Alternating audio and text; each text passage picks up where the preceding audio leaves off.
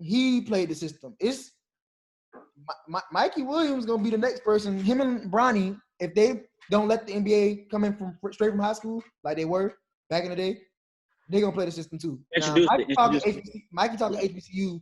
I think Bronny might be on the same wave, or Bronny might go G League. But either way, I think that'll Do you think a trend will happen with what? There you go. Keep going.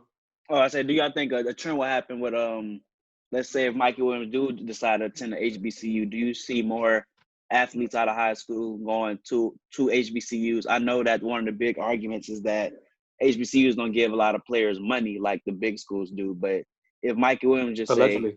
Allegedly, of course. But let's say if Mikey Williams just says, I don't care about the money, I just want the experience and the HBCU experience, do you see other athletes following suit? Yes, they'll follow suit. Definitely. People go. Especially if Bronny and Mikey do it. Go just to play with them. Bronny and Mikey are the two youngest, hottest people in the world. I think Bronny got 1 million subscribers an hour on Instagram until he started. So it's like someone who's so like connected to a big name like LeBron. Anything he does follows. You know what I'm saying? So if he were to go to Bethune-Cookman, a Morehouse, or a FAMU, I don't think they're gonna look at because like Morehouse is D2. I feel like going D2 would be bold. But that'll be a big statement though. But as far as D1, you got I think Howard might not be D1. They might be. But I know Grambling, D1, Southern, NCAT. Those schools are D1. Bethune-Cookman is a D1 for football. I'm not sure if it changes to basketball, but FAMU D1. Bethune-Cookman is a D1. You said FAMU? Yeah. FAMU is D1, right? Mm-hmm. And so might be double A. Might be double A. And there's one more. I think Alcorn is D1. I'll look it up. I'm just saying because it's hard to keep up with, but I'm saying like if those schools, South Carolina State D1 too. I just thought about that. So yeah, so it's like they got options. It's just most of the options. Alcorn State is a NCAA D1 division school. It competes in the Southwestern Athletic Conference. Flat. So yeah. So it's like, I think it'll be a bold move, and I think a lot of people will kind of follow suit. The only thing is, though, I don't want it to backfire, though, of course, because what if, you know what I'm saying, of course, NBA players are going to draft players like Mikey and Bronny before they even go to college. Because like, someone who's a ESPN National 30, you know what I'm saying, these top recruits, but they don't have the following like these people, and they try to go to Bethune-Cookman to follow the wave, and they hurt their career, you know what I'm saying? Because honestly, when's the last time you've seen a HBC game on ESPN? You know what I'm saying? Honestly, like not even trying to be funny, just honestly, have you seen a primetime game? You know what I'm saying? So it hurts them, but it could change. They could start a trend, and it could go for good. You know what I'm saying? It could start something that's that changes NCAA forever. You know what I'm saying? Do y'all think not only in basketball, let's say he does do it, and do you think other sports like football, baseball, softball, women's basketball, do you think those sports will follow suit, or just basketball strictly? I'm sorry. No, I think basketball. I think the sports will follow suit, and that's because it's deeper now. Like it's deeper than just sports, so it'll stand for something. Football-wise, I mean, I feel like talent can get anybody to come out to a football game. So I know that there's components with television and everything like that, but if you're as talented as advertised, people will show up, people will watch somehow, some way. I could think about my friend. He ended up going to the G League and playing with the Knicks.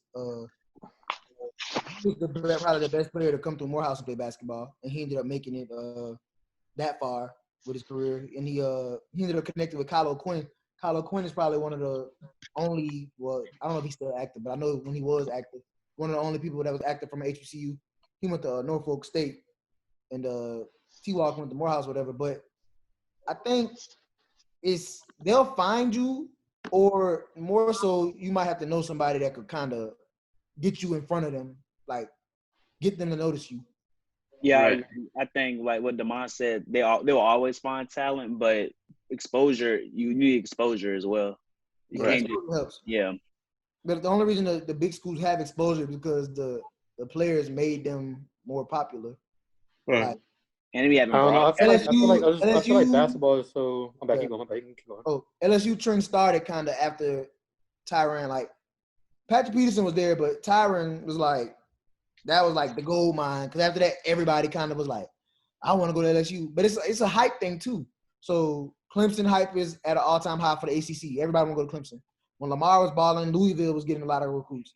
UJ was getting a lot of recruits because of Oklahoma for sure. Oklahoma, Georgia. It's just it's all about who got the hot hand. Because at one point, the Pac-12 was the people that everybody wanted to go to. Yeah, UCLA. UCLA, Oregon, and USC. Even though I don't Washington too. UW was doing their thing. Yeah, and it all died down. You know what I'm saying? And ended up because it was like a SEC is what a comp had. They just got better players, and it kind of shifted.